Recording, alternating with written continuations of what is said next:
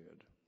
This company's performance in terms of corporate social responsibility is not something that is done in response to Arab Regent or in response to NGOs or in response to recent trends of fashion. It is part of our DNA. This company was founded by somebody called Bob Smith, who has passed away, who's given away a scholarship to miners in Val d'Or 27, 30 years ago. And when he came to join us and became our president, said to us at a time when gold prices were $250, that doesn't matter how low or how high gold prices go, our first responsibility and our first dependence is on those guys who are manning the mines. And the only way to satisfy our own conscience and the only way to serve our shareholders in the long term is to give back to them, beyond the wages,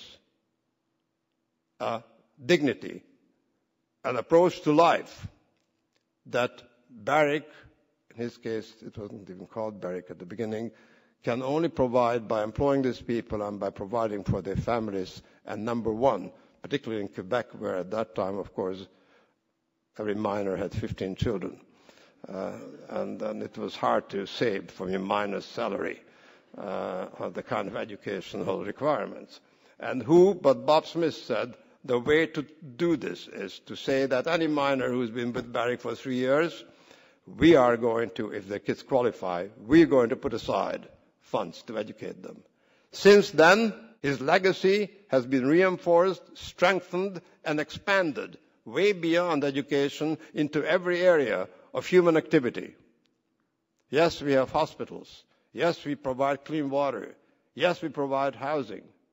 But much more importantly, by moving into these countries and developing their mines, and most of these countries now are developing countries, we provide way beyond the importance of money. We provide human dignity. We provide an opportunity for those people to earn their money rather than hold out their hands and depend on charity.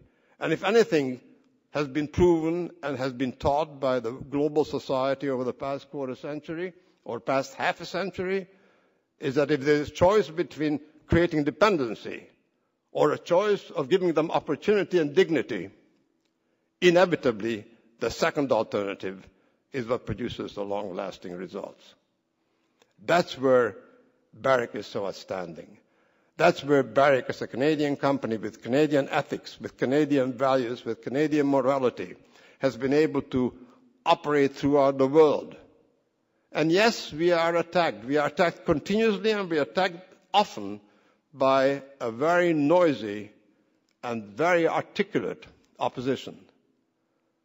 And while we're pouring in, as Aaron showed you, $4 billion in wages at labor rates which are 4, 5, 6 times higher than prevailing wages, if the prevailing opportunities even arise, while we provide all kinds of community social benefits, and while without exception the local communities, the local governments, the local structures are dying for Barrick's jobs, for Barrick's investment, and they're the president of Dominican Republic, the president of Argentina, the president of Chile. I personally talked to all of them. There wasn't one of them who did not say, please, please, please, Barrick, please put your money into our country. We need foreign direct investments. We need employment opportunities, particularly in those remote regions where the mines are located and no other alternate opportunity exists. So while we offer the dignity, the opportunity, the financial benefit, and ultimately the prosperity and security, we have a group of people opposing us, an element that wants nothing but stop development. But stopping development is one thing, because you believe in nature, believe in the purity of water.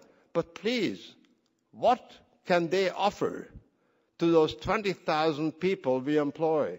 What can they compensate them with? When we don't operate, when we don't provide billions in wages, when we don't provide our social services, what is the alternative? To fall back on global aid and charity? This is not a viable alternative. So while we love NGOs and we work with them and we respect them and they made major contributions to improving our world and our children's world, we equally have to stand up for those who are just on principle, are against any kind of development. And instead of working constructively with us to create an improved and better mining operation, an improved and better working conditions, and find solutions that work for both people, a win-win solution, they say, whatever you do, we don't want you. Go away. And what are the people going to do? Line up for social benefits in the remote hills of Tanzania or Peru? There ain't none. So there's no alternative.